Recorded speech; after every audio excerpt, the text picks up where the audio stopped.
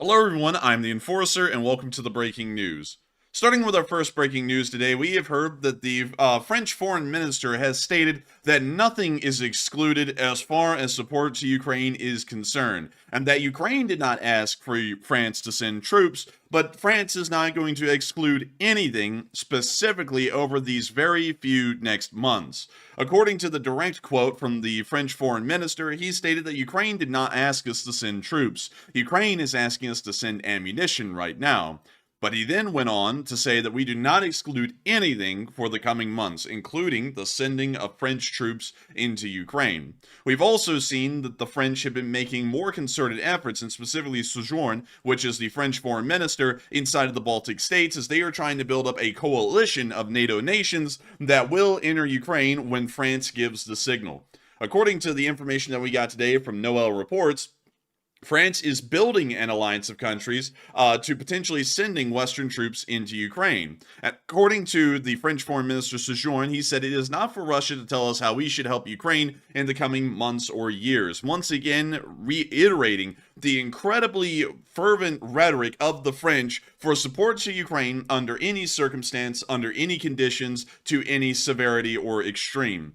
We're starting to see that the French are not saying this as something of a line of rhetoric. This is something that they're seriously working towards creating a reality.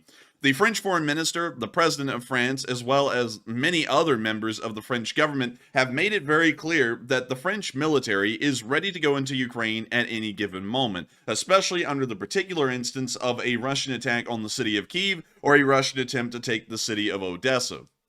Either of those two events will, at this moment, immediately lead to French military intervention, French armed intervention inside of the state of Ukraine.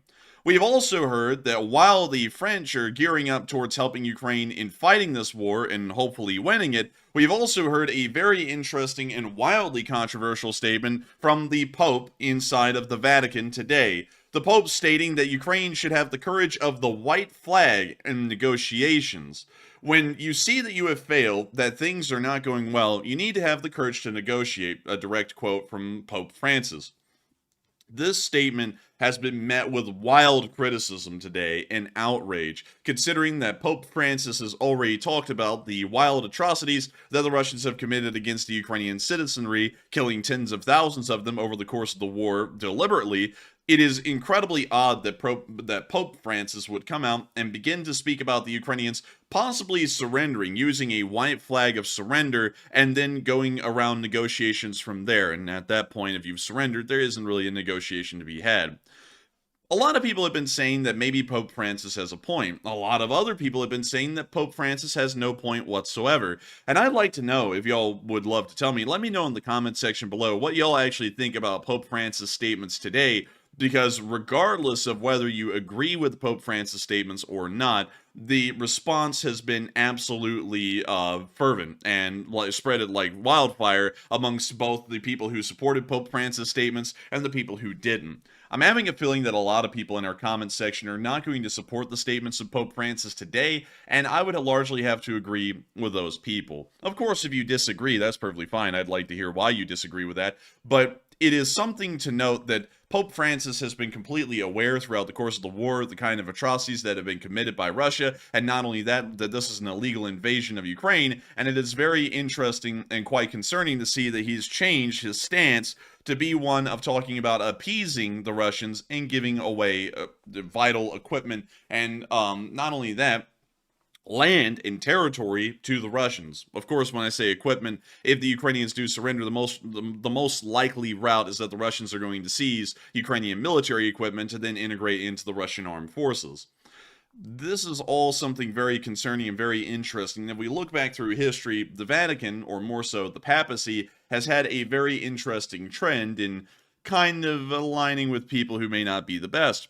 During the fascist rule of Italy in World War II under Benito Mussolini, the Vatican did not necessarily ally themselves with the fascist Italians, but they certainly weren't enemies of the fascist Italians. There were some instances of the Swiss, of the Pontifical Swiss Guard, which is the guard of the Vatican, turning away Nazis, specifically Italian fascists, or specifically Nazi Germans who were trying to enter the Vatican. But beyond that, the official stance stance of the papacy was actually quite neutral and in some instances even slightly sympathetic to the fascist Italian cause. Once again showing that the papacy can easily be swayed by modern events and try and just ride whatever they think will end up being the best for the papacy instead of being best for the Western world or the NATO alliance on a strategic level. But beyond that, it's really up to y'all whether y'all believe these statements are true statements, good statements, or not so well statements made and maybe not the best intentions. Moving on from that, however, and into Moscow, we have finally heard 48 hours after the US and British embassies say that there was a massive terroristic threat inside of Moscow and for people to shelter in place for the next 48 hours that are American and British citizens, we are finally starting to see that this apparently was not without some kind of actual credence or some kind of actual truth, as the Russians have started to massively reinforce the police forces of Moscow, and it looks like they're pretty much combing the city, according to what we're hearing. According to media reports, it's connected to the publications from the US Embassy, but we're also seeing a massive increase in the amount of police officers that are in Moscow. It's called a reinforced regime, but really what that means is that they've just called in police officers from wherever inside of Russia and moved them into Moscow and put them under special task force command groups to try and deal with counterterrorism operations.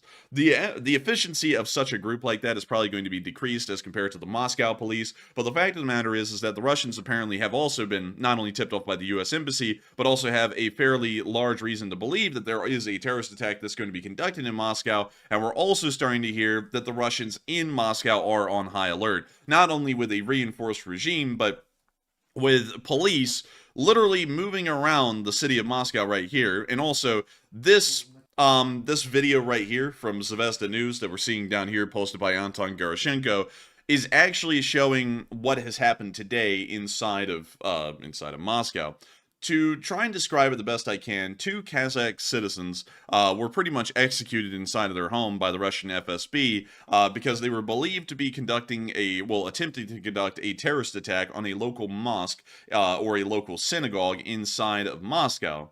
In response to that, the FSB immediately busted down their door, pretty much shot both of them on sight, and then began to clear the house. Some of that video comes from this instance right here, and it is showing that apparently there is some kind of a terroristic threat going on inside of Moscow, and the Russians are trying to proactively deal with it to the point of maybe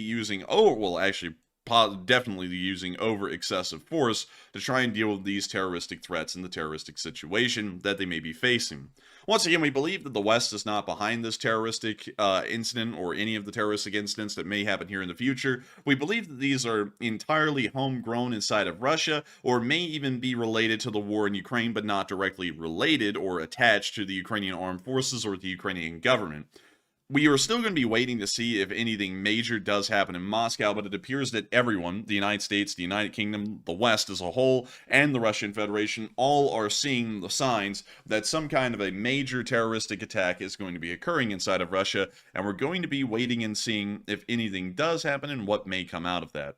But beyond that, that is all of the major news that we have at this moment. Wait a minute, actually, no, it's not. Hang on, I actually gotta take y'all over to the United States, because there's just a small little bit of news that I have to make sure that we cover before we move on out of this video. The F-35 has just been approved as a nuclear-capable aircraft today, capable of dropping a B-61-12 nuclear bomb.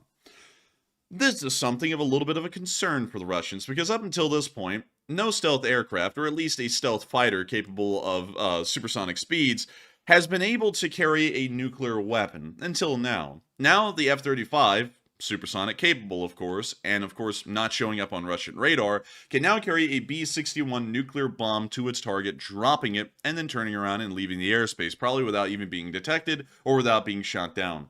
This is a serious concern for the Russians, because now, unlike them constantly threatening nuclear obliteration that the United States may not be able to respond to by conventional means, or the means that we built up over decades, now the Russians are completely blind to the ability of America to drop nuclear weapons in the middle of the Russian Federation and to never even be seen while attempting it. This is something that I have a feeling the Russians are probably going to be freaking out about over the future, but this statement just came out today, literally about an hour before this video was being filmed. So we are very excited to know the United States' nuclear capabilities and nuclear deterrence is constantly increasing and growing, and hopefully we will see that as time continues to go on, and this will hopefully also add to the fear and hesitation that the Russians have on actually trying to do anything to the West, because you never know. You could be sitting in Moscow one day and on a field of glass the other, thanks to the F-35's nuclear abilities.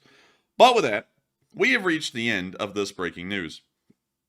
I gotta thank you all so much once again for watching. If y'all did enjoy, please make sure to like, comment, and subscribe. And you can support us on Patreon, link in the description below. And a huge shout out to all of our patrons who are there right now, because every single one of them are helping to make these kinds of video projects possible.